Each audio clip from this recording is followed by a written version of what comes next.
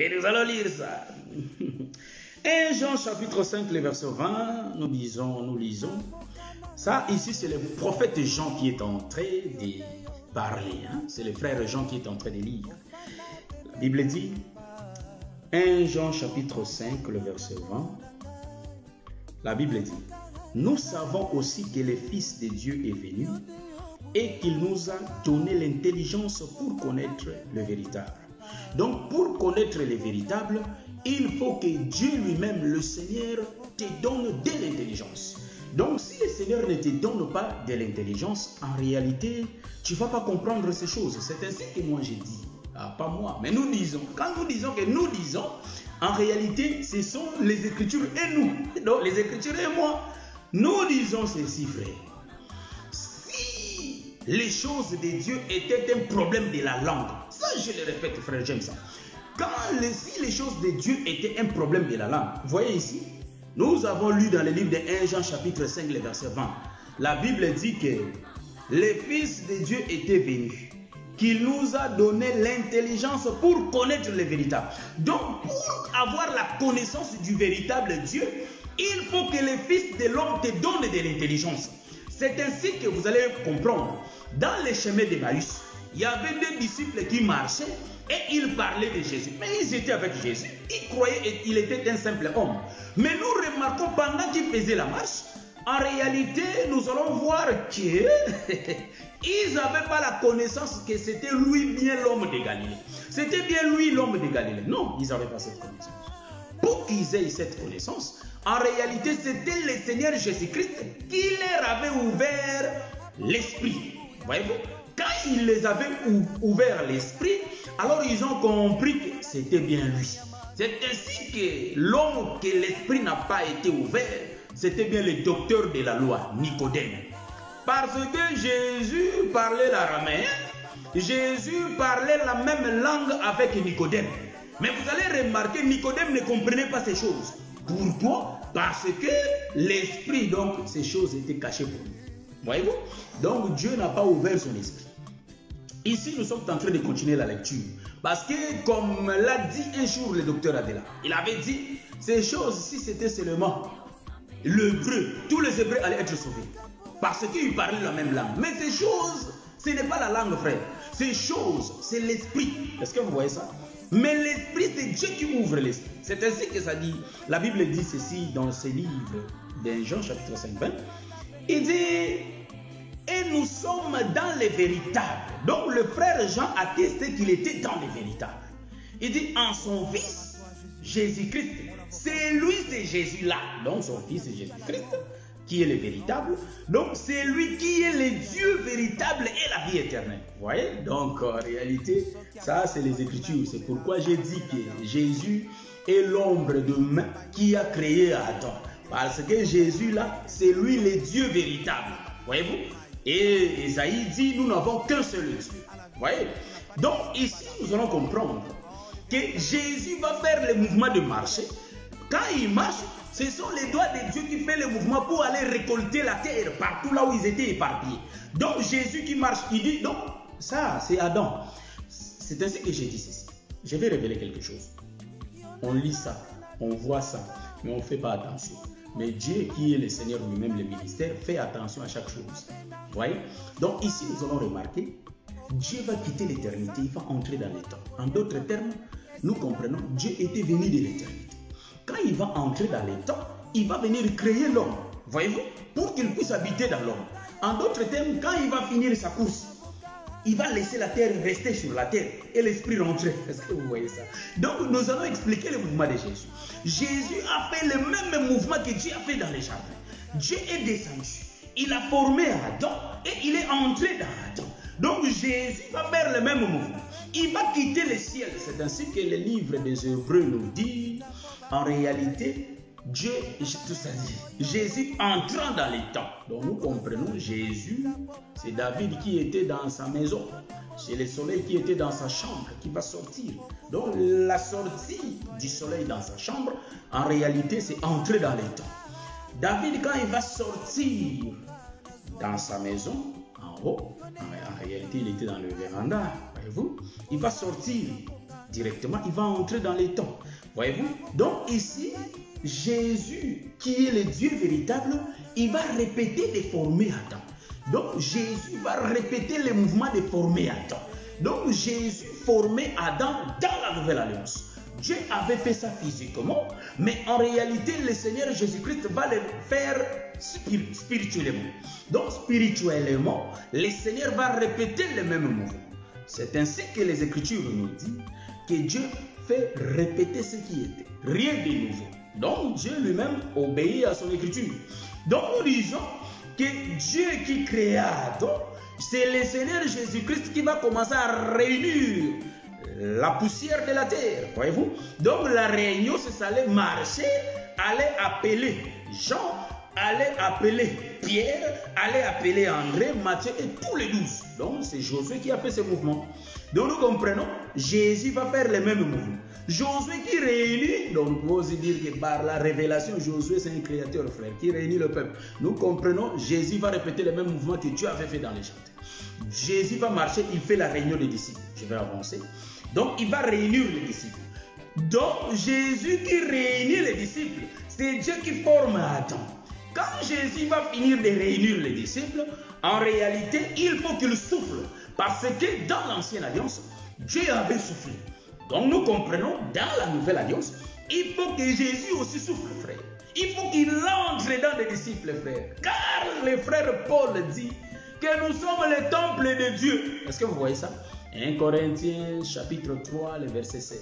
Nous sommes le temple de Dieu. Donc, en réalité, Jean nous a fait montrer que Jésus, c'est lui le Dieu véritable. Donc, nous comprenons, étant le temple du Saint-Esprit, comme la Bible le dit dans le livre de 1 Corinthiens chapitre, je vais chercher l'écriture ici, c'est le verset 19. La Bible le dit que nous sommes le temple du Saint-Esprit. Donc, l'homme est un tabernacle. L'homme c'est-à-dire est un temple. C'est ainsi que nous disons, Jésus, quand il va réunir son peuple, il appelle les 12. Quand il finit de réunir les 12, il va souffler en eux. Parce que les 12 étaient devenus un. C'est ainsi que le frère Paul donne bien l'explication de dire que, en réalité, nous sommes les corps. Voyez-vous, nous sommes les corps du Christ. Voyez-vous, nous sommes l'église qui est formée de plusieurs membres, mais qui forment un seul corps. Voyez-vous, donc Dieu a fait les mouvements. Josué l'a fait dans le livre de Josué 24, 1, 2. Nous remarquons, il a réuni les 12. Jésus va répéter. Nous avons bien dit que le corps est en Christ. Donc Jésus va faire le même mouvement. Voyez-vous, donc Jésus les réunit. Jésus va souffler, frère.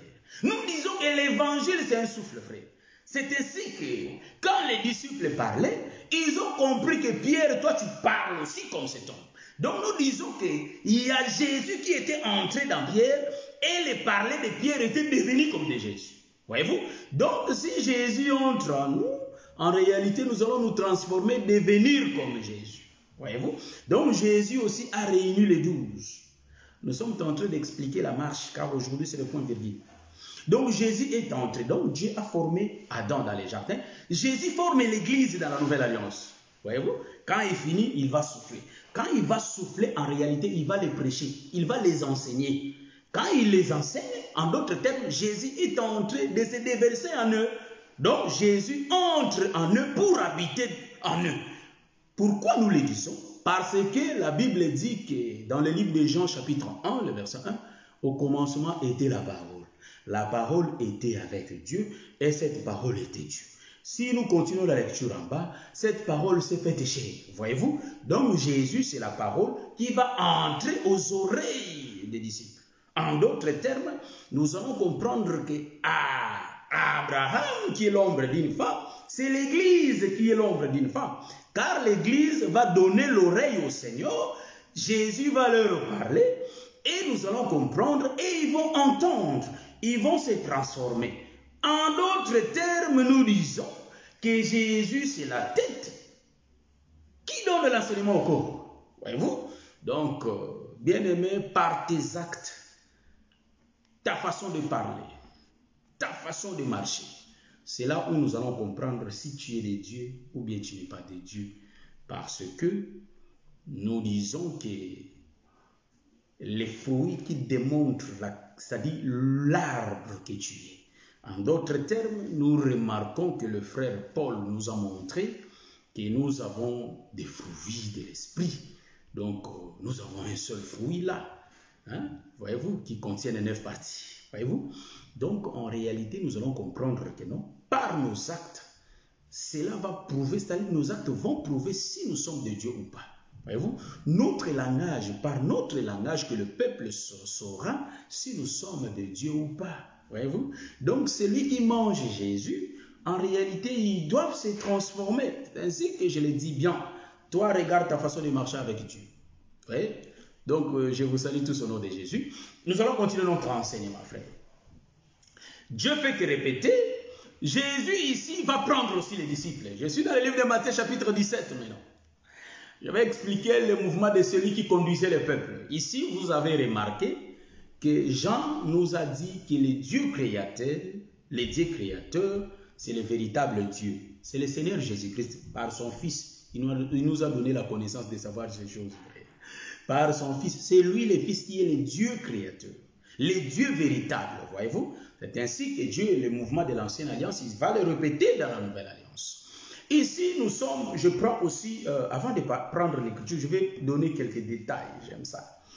Nous rentrons dans le livre de Marc pour que je donne aussi quelques détails.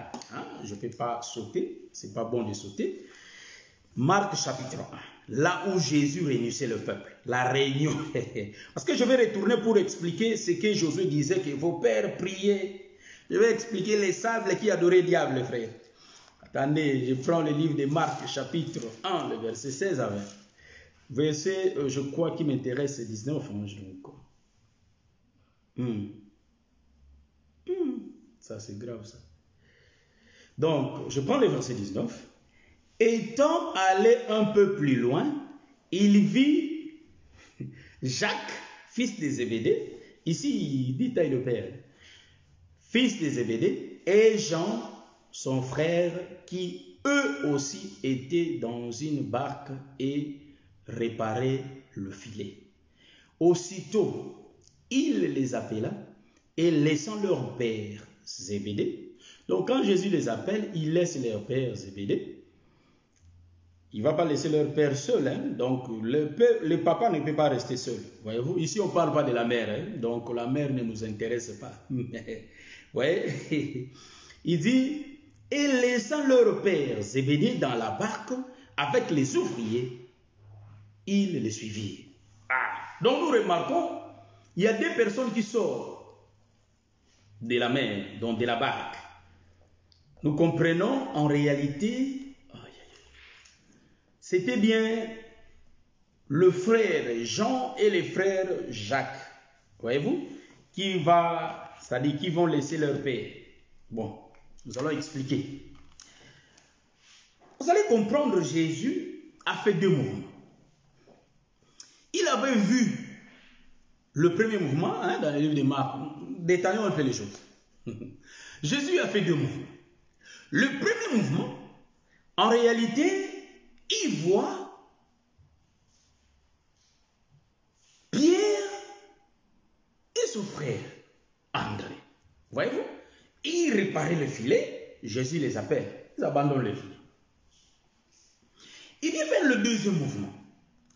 Nous louons nos bien-aimés théologiens, les docteurs qui ont écrit ces choses, qui ont mis ces rouleaux en ordre, voyez-vous, verset par verset. Quand bien même que tous les livres ne se suivent pas comme les autres aussi, hein, l'Apocalypse ne se suive pas.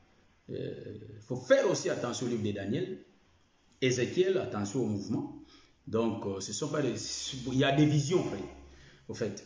Donc, nous allons comprendre ici qu'il a fait deux mouvements. Les deux disciples d'avant, on n'a pas dit leur père. Ils ont abandonné le filet, ils ont suivi les Seigneurs. Le deuxième disciple, le deuxième mouvement, j'aime ça, frère. Et il va appeler les deux disciples là, Jean avec Jacques. Ils étaient dans la barque. Quand ils étaient dans la barque, ils avaient leur père Zébédée, frère. Et le serviteur du père Zébédée, frère. Est-ce que vous voyez ça? Mais Jésus, en réalité, il va retirer les enfants de Zébédée. Oh, j'aime ça, frère. Donc ici, par la révélation, nous allons tourner des dires. Hein? Donc les aigles ont déjà vu. Donc nous allons tourner pour dire, quand Jésus vient, pour appeler le peuple qui était sous la loi du diable, en réalité, il y a un combat, frère, qui est là. Donc Jésus, pour venir prendre Jean et Jacques, il y avait un combat, frère. C'est ainsi que nous disons. Le frère qui sort de la barque, en d'autres termes, la barque était dans l'eau. Voyez-vous? Ici, c'est la révélation, frère. Si vous cherchez l'écriture, allez lire dans le livre d'Exode, frère. Là, vous allez voir l'écriture que je suis en train de parler. Salut mon bien-aimé assemblée des Verviers, l'assemblée des élus des Verviers. Que le Seigneur bénisse. Donc, ici, vous allez voir ce que je suis en train de parler. La révélation qui n'est pas posée, c'est-à-dire qui n'a pas une base des Écritures, est une fausse révélation. Ça, nous disons et nous le répétons. Si ta révélation n'est pas fondée par les Écritures, c'est une mauvaise révélation. Ce que moi je vais dire ici, il faut regarder les livres d'Exode pour voir ça. Donc Jésus qui marche, c'est Moïse, frère, qui est en train de marcher. Moïse va marcher, il va descendre dans le monde, frère. C'est ainsi que nous disons. Quand Moïse était à Madian, en réalité, Madian, c'est l'éternité, c'est le ciel, frère. Mais Moïse va venir, va quitter. Je change l'autoroute. J'ai dit ceci. Quand Moïse se présentant devant les buissons ardents, c'est le ciel. Moïse va descendre. Il quitte les buissons ardents. Quand il va commencer à descendre en Égypte, nous comprenons que c'est Jésus qui est en train de marcher. C'est Dieu qui est en train de faire le tour avec ses doigts pour réunir le sable. Voyez-vous? Donc, nous comprenons tout ce que Dieu voulait, que l'homme soit formé. C'est ça la mission de Dieu. Le problème de Dieu, il faut que l'homme soit formé. Pour que l'homme soit formé, il faut les doigts, il faut la bouche. Est-ce que vous voyez ça? Donc Jésus qui va marcher, il va utiliser les deux choses. Parce que Josué avait utilisé la bouche, dans les jardins, Dieu a utilisé ses doigts. Donc Jésus, quand il va marcher, il va accomplir les deux. Et les pieds, hein, c'est-à-dire, et les doigts, c'est-à-dire les doigts c'est la marche, et la bouche, et il va parler, suivez-moi. Donc nous comprenons, c'est la réunion de Josué et de Dieu dans les jardins. Donc ici, nous comprenons, c'est Moïse qui descend. C'est Jésus qui va. C'est ainsi que je dis. Il y a toujours guerre, voyez-vous, pour que l'homme quitte le diable, pour que l'homme sorte de l'esclavage. Frère, nous comprenons qu'il y a la guerre. S'il n'y a pas la guerre, non, la guerre en d'autres termes explique l'œuvre de la croix. Car Jésus dit, et le bien-aimé Paul dit, dans le livre de Colossiens, je crois bien, Dieu a rendu le diable, a mis le diable en spectacle sur la croix. C'est l'œuvre de la croix. Est-ce que vous voyez ça? Donc, les choses que je vais révéler dans le livre de... quel livre? Marc chapitre 1, verset 19 à 20. Donc, Jean et Jacques, en réalité, ils étaient les enfants... Je ne sais pas, est-ce que je saurais faire les points virgules? Parce que l'essentiel, je n'ai pas encore dit l'essentiel. Hein? L'essentiel que Dieu m'a inspiré aujourd'hui de parler avec vous. Je ne l'ai pas dit. Parce que Dieu va se transformer. Hein? C'est pourquoi j'ai dit que Dieu va se révéler. Hein, au peuple élu saint, ça je n'ai pas encore dit. Je ne sais pas si je saurais dire ça parce qu'il y a le docteur Katartizo qui va venir. Nous ne sommes pas des égoïstes, frères, on pense aussi aux autres. Ouais. Donc, nous comprenons ici, Jésus qui fait le mouvement de descendre, c'est Moïse, frère. Il va descendre. Mais le problème, il faut qu'il prenne les disciples dans l'eau. Or, nous comprenons que l'Apocalypse nous dit que la mer, hein, c'est le peuple, frère. Mais le peuple là était dans la barque avec Zébédée et ses serviteurs. Est-ce que vous voyez ça? Ici, Zébédée est l'ombre de Pharaon. Est-ce que vous voyez ça? Zébédée, c'est le chef qui a la barque. Or, la barque, en réalité, le monde, mais c'est l'Égypte. C'est ainsi que nous disons que la barque, là, c'est l'Égypte. Il y avait des filets, hein, voyez-vous? Donc, les filets étaient pour faire l'œuvre de Pharaon. Donc, les filets leur servaient de faire les travaux difficiles. C'est ainsi que nous aussi, quand nous étions en Égypte, nous étions dans la barque. C'est-à-dire, nous sommes dans le monde, mais sous l'esclave du diable. Or, le diable nous a donné des filets. Les filets symbolisaient juste les souffrances. C'est-à-dire, je vais parler ça dessous. Donc, les filets ici, c'est les moyens, les désirs de la chair qu'on avait pour bien pécher. Est-ce que vous voyez ça? Donc, il faut que quelqu'un ait le désir de la chair, que les frères, les convoitises, voyez-vous, charnelles, excusez que le bien-aimé Paul le dit dans le livre des Galates chapitre 5, les convoitises charnelles. Donc le filet qui permet de saisir les poissons. Ici, les poissons, c'est les péchés, frère. Nous allons remarquer ceci. Israël avait souffert physiquement. Et nous, en ces temps du soir, nous souffrons spirituellement. C'est ainsi que nous regardons. Mais comment un vieux papa comme ça, il va mettre bien, sa costume très bien là, bien habillé. Il est en train de marcher. Il fait de marche. Il attend quelque part, il y a une forte musique qui joue. Il s'assoit, il achète la bière, il commence à boire là où il y a des bruits. Je dis, mais ce gars-là, il quitte sa maison seulement pour aller s'asseoir là-bas et prendre la bière. Tu vas voir les autres bien habillés et tout, mais il fait des choses que toi-même tu ne peux pas imaginer. Nous comprenons que ces gens-là sont sous l'empire de Zébédée. Est-ce que vous voyez ça? Ici, Zébédée, l'ombre de Pharaon.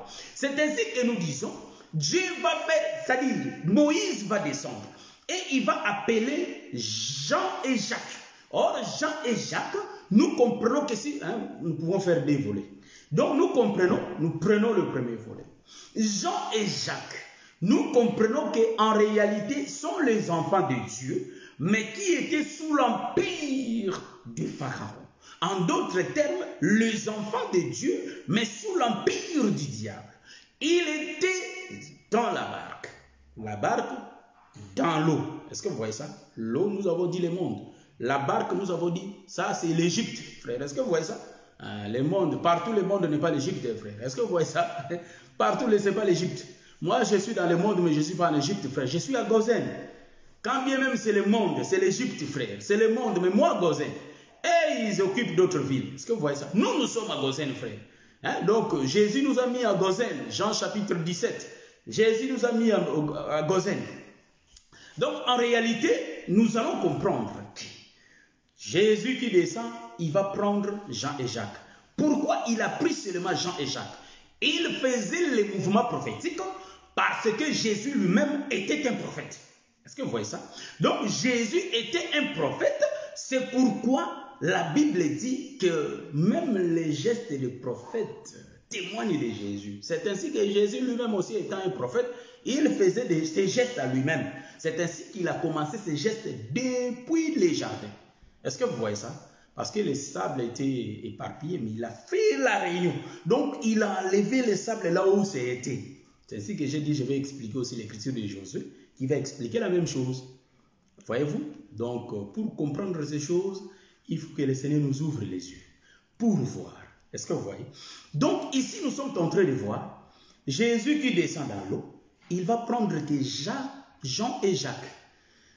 Il y avait des serviteurs de Zébédée. Jésus ne les a pas touchés. Pourquoi j'ai dit qu'il y a la guerre?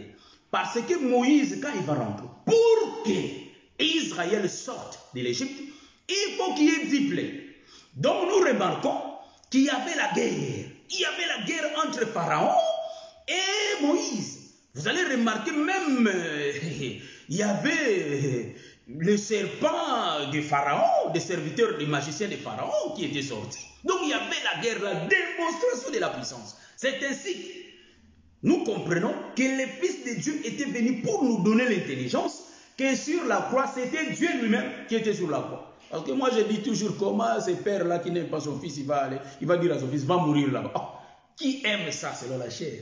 Dieu même a dit, si vos papas vous donnent du pain, combien de fois moi? Donc moi, mon père ne veut pas accepter qu'Alégui meure pour que moi je reste en vie. Non, non, non, c'est lui-même qui va accepter la mort pour que moi je reste. C'est ainsi que lui étant le père, il a accepté de mourir à notre place. Donc il a vu Barabbas, il a dit que non, non, non, toi reste en vie, moi je vais mourir à ta place. C'est moi ton créateur, donc toi Abraham reste, moi je vais mourir pour que je te sauve. Voyez-vous? Donc ici nous remarquons qu'il y avait la guerre. Donc les 10 plaies, donc il y avait des miracles. C'était la guerre entre Pharaon et Jésus. Donc sur la croix, nous comprenons que les miracles des 10 plaies, en réalité c'était l'œuvre de la croix. Donc l'œuvre de la croix pour qu'Israël sorte. Voyez-vous? Donc nous comprenons qu'en réalité quand Jésus appelait Jean et Jacques, nous allons comprendre pour qu'ils quittent Zébédée. Zébédée, l'ombre de Pharaon, l'ombre du diable, qui va laisser les enfants de Dieu partir. Voyez-vous? Donc Jésus va les prendre. Pourquoi? Il va prendre chacun dans sa position pour former le corps qu'on appelle Église. Est-ce que vous avez vu ça? Donc nous comprenons Jésus était la tête, mais quand il va entrer en Égypte, il va choisir que deux, Jean et Jacques, Pourquoi il a appelé Jean et Jacques? Cela est significatif. Nous comprenons que Jean et Jacques, en réalité, est l'ombre d'Israël et l'Église, frère. Vous allez me demander, mais non, on a vu qu'Israël est sorti. Vous voyez, on a vu qu'Israël est sorti, mais on n'a pas vu là où l'Église était sortie. Oui, il y avait deux peuples qui étaient sortis. Nous disons qu'il y avait, le frère Paul l'a dit, que de deux, dans le livre des Romains, de deux, il en avait fait un peuple. Est-ce que vous voyez? Et si nous regardons, nous allons dire que non, Jean et Jacques, nous disons que c'est l'ombre d'Israël et l'Église. Voyez-vous? Parce que de deux, ils sont sortis d'eux, mais en réalité, quand Jésus va les réunir, ils vont devenir qu'un seul corps. Donc, le corps est un, c'est le corps de Jésus qui est l'Église, mais la formation de beaucoup de membres. Nous disons ceci. Je vais montrer. Nous allons voir ceci. Israël était en Égypte. Israël, c'est les 12 tribus qui étaient en Égypte. Mais remarquez, il y avait une tribu qui était sortie déjà, qui avait associé, qui avait donné les fruits, c'est-à-dire qui avait donné les fruits d'Israël en Égypte. Donc c'était Joseph. Parce que quand Israël sortait, en réalité, nous comprenons qu'il y avait Manassé et Ephraïm, les enfants de Joseph qui sortaient. Voyez-vous? Donc les enfants, la descendance de Joseph sortait aussi d'Israël. Donc nous comprenons, en réalité, Joseph étant l'ombre de Jésus-Christ, il avait ensemencé une femme étrangère. En d'autres termes, nous comprenons aussi qu'en réalité, cette femme était sortie d'Égypte. Donc, la descendance de Joseph. Donc, cette femme, l'ombre de l'Église. Donc, la descendance de Joseph, l'ombre de l'Église qui sort avec les 12 tribus. Voyez-vous? Vous allez me dire que non, Jacob lui-même a dit que ses enfants étaient à lui. Ouais, là, le père a bien expliqué que c'est les enfants de mon fils. Ce sont mes enfants. Voilà pourquoi, quand Jésus nous appelle fils, nous appartenons automatiquement au Père. Est-ce que vous êtes en train de voir ces choses, frère? Donc, nous n'allons pas au-delà de ce qui est écrit. Donc, le mouvement qui était caché là, en réalité, c'est ce mouvement prophétique que Jésus faisait. Parce que lui-même était un prophète. C'est ainsi que j'ai bien dit. Israël est l'Église qui sort de l'Égypte. Donc, nous comprenons, Jésus dit que sur la croix véritable, en réalité, je vais sauver deux peuples. Je vais sauver l'Église et Israël. Est-ce que vous voyez ça? Donc Jésus, sa mission était venue de former le corps qui est Adam pour marcher avec Adam. C'est ainsi que nous remarquons, si nous rentrons dans le livre de Josué, ça dit son discours, sa prédication, en réalité son enseignement, il va citer les trois. Nous aimons la révélation, frère. Tous les cas, ce qui t'ont expliqué, on ne passe pas sans pour autant expliquer les choses. Nous sommes dans le livre de Josué, chapitre 24. Nous tournons qui est là. Voilà. Donc la partie qui reste, je crois, avant, quand je vais introduire l'enseignement de samedi prochain, c'est là où je vais parler d'abord de la partie qui reste. Et après, on va entamer notre nouveau enseignement. Donc, nous sommes dans le livre de Josué, chapitre 24. Josué assembla toutes les tribus d'Israël. Quand on dit toutes les tribus, en réalité, c'était 12 tribus à Sichem.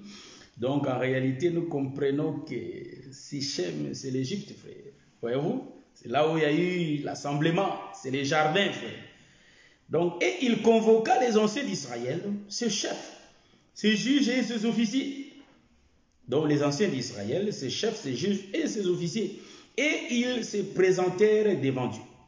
Josué dit à tout le peuple, ainsi parle l'Éternel, le Dieu d'Israël. Donc vos pères, Térak, donc les messages de Josué, vos pères, dont leur père était qui? Quand il parlait au peuple de leur père, c'était bien Térak, père d'Abraham, père de Nacor, habitait anciennement de l'autre côté du fleuve et il servait d'autres dieux. Vos pères, Térak. J'aime ça, frère. Donc, il faut que le Seigneur nous donne le coup d'œil pour voir. Tac, nous voyons directement. Donc, en réalité, ici, Térak, c'est l'enseignement d'Abraham. Il dit que vos pères, Térak, servaient d'autres dieux. Pourquoi il va dire ça? Donc, en d'autres termes, je vais remarquer quand il parle de nos pères Térak, de Térak sort Nachor, Nakor. Bon, moi je vais lire comme un allemand. Nakor, en réalité, nous voyons Abraham et Nakor qui sortent de Térak. Voyez-vous? Donc, nous comprenons que pour voir Térak, il faut regarder Nakor et Abraham. Mais ici, l'Écriture dit, par rapport à l'enseignement que Josué donnait, il va dire, il servait d'autres dieux. Ah. Mais le livre d'Ésaïe me dit, nous n'avons qu'un seul Dieu. Le Dieu qu'on a qu'un seul, c'est le véritable. Mais les dieux, les faux dieux, ils sont beaucoup. Parce que Dieu, en réalité, c'est l'objet d'adoration. Donc, ces stylos ici, ou soit ces lunettes, peuvent devenir en réalité Dieu. Si je l'adore, voyez-vous. Donc, c'est un peu ça. Mais ici, nous disons, il va dire que vos pères, Térak, le père d'Abraham, le père de Nakor. Donc, Térak, c'est le père. Nakor et Abraham, ce sont les deux fils de Térak. Donc, en réalité, nous allons remarquer, quand on nous cite Abraham, Isaac et Jacob, en réalité, Isaac et Jacob, c'est les fils d'Abraham. Donc, nous remarquons que Jacob, c'est le petit-fils. Mais Dieu fait ce mouvement de marché. Or, ici, nous allons remarquer, quand Dieu parlait cela, en réalité, Dieu était en train de voir Adam. Est-ce que vous voyez ça? Il dit que vos pères Térak. Donc, vos pères, il n'a pas dit que votre père Térak, hein, il faut bien comprendre. Donc, vos pères Térak, père d'Abraham, père de Nakor. Voyez-vous? Donc, c'est Térak la base. En réalité, de l'autre côté du fleuve, nous remarquons l'autre côté du fleuve, en réalité, c'est la barque. Là où, quand ils étaient là, nous allons remarquer que Jean et Jacques obéissaient aux lois des Zébédée. Donc, c'est Zébédée qui était leur père. C'est ainsi que nous allons remarquer que Jésus va dire à Israël, vous avez pour père le diable, le père des mensonges. Est-ce que vous voyez ça? Nous disons que Israël est le père, c'est-à-dire est le fils du diable, en réalité de l'autre côté du fleuve. Remarquez une chose, je vais expliquer puis je vais descendre, je vais laisser la place aux autres. Je n'ai pas pu dire ce que je voulais dire à cause du temps. Vous voyez? Donc, je vais expliquer une chose.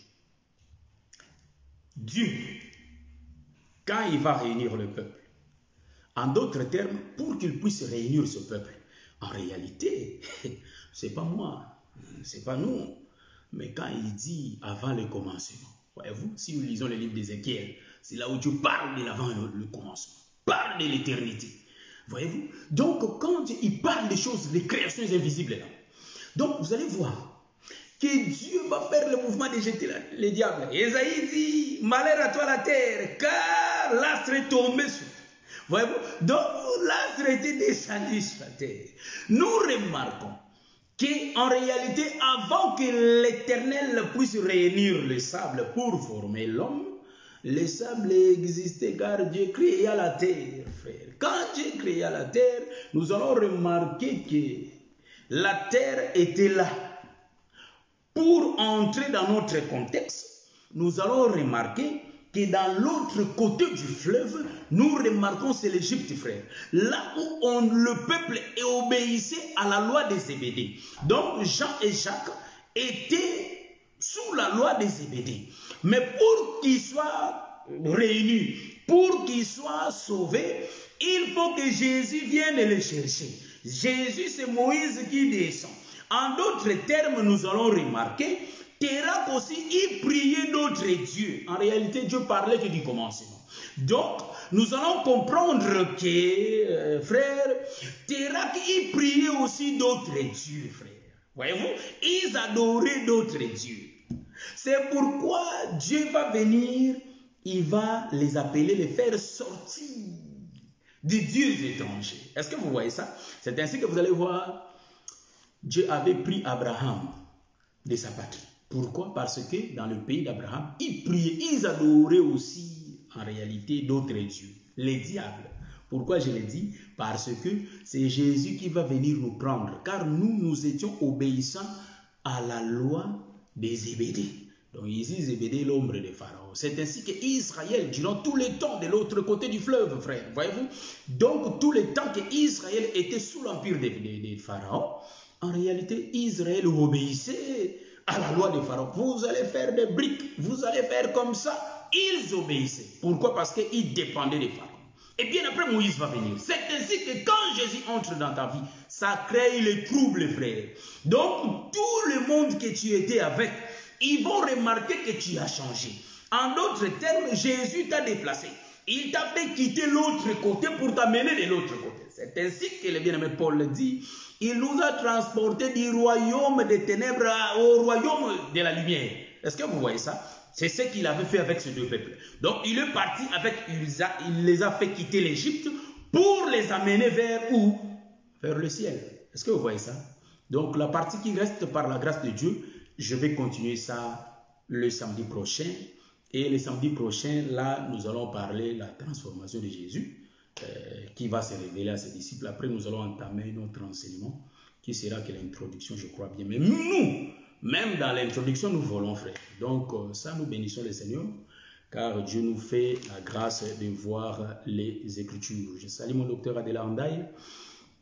Je salue mon bien-aimé Patrick Yankolo, le frère Patou. Que le Seigneur vous bénisse. Tous les bien-aimés qui m'ont suivi, que le Seigneur vous bénisse. Je ne sais pas si j'ai mis longtemps. J'avais dit que je ne vais pas mettre longtemps. J'avais dit ça au docteur Adela, je parle avec lui. Mais je ne sais pas si j'ai mis longtemps. Et nous allons demander la musique pour que nous savourons la musique. Donc prochainement, nous allons voir d'autres choses que je n'ai pas expliquées. Donc, je n'ai pas mis les points-virgules. Mais les points-virgules viendront. Car l'enseignement peut continuer. Mais voyez-vous, donc, que le Seigneur nous fasse grâce. Et nous sommes toujours là pour expliquer ces choses. Que Dieu bénisse tous ces serviteurs qui présentent cet évangile du lundi à samedi, c'est-à-dire à vendredi, pendant que nous sommes absents. Et tous les serviteurs qui présentent aussi cet évangile le samedi ainsi que les dimanches. Venez nombreux demain, nous allons assister notre frère Adela Andaï qui va prêcher demain. Et je crois bien, lundi, mardi, mercredi, jeudi, vendredi, il y a nos frères aussi qui présentent l'évangile. Hein, frère, comme j'ai dit toujours, Dieu, le travail qu'il a fait, son objectif, il faut qu'il forme l'homme. C'est ainsi que quand David aussi va quitter l'éternité, son objectif, il faut que David forme l'homme. Donc l'homme que David avait formé, c'était bien Bathsheba. Pourquoi? Parce que Bathsheba était sous l'empire d'Uri. Voyez-vous, c'est Uri qui les détenait. Mais il faut que David fasse le mouvement de faire quitter Bathsheba à la maison d'Uri et de les ramener dans la cité de David. Or, la cité de David, c'est l'éternité. Voyez-vous? Donc, j'ai déjà fait 1h30. Ah, que le Seigneur vous bénisse. On a fini, on va savourer la musique maintenant. Alléluia, alléluia, alléluia, alléluia. Que le Seigneur vous bénisse. Le samedi prochain, on sera là. Par la grâce de Dieu, on va suivre ces choses, frère. Donc, il est déjà temps, car le docteur vient. 20h30. Dans 1 heure, nous allons suivre l'homme de Dieu. Donc, voilà, c'est un peu ça, quoi. Que le Seigneur vous bénisse. On va se voir les samedis prochains. Tout le samedi prochain, tout le belama solo, oyo vraiment na buzindo lisusu. La marche oyo toko umela na ngo loba na ngo docteur de l'art toko umela na ngo pe to ke na ngo 6 mois. J'aime ça, c'est top. Buffle. Donc, ça nous laisse pas tranquille. Donc, nous allons bénir le Seigneur avec la musique. Faites-moi signe, je vais vous saluer comme le frère Paul. À la fin de sa lettre, il salue le peuple, frère. Donc, nous aussi, nous allons suivre comme Paul. Est-ce que vous voyez ça? Donc, à la fin de notre lettre, nous allons saluer le docteur Adela Andaï qui est connecté. Et nous allons saluer les bien-aimés Patou Soda Nkolo, les bien-aimés Peter Moukwa.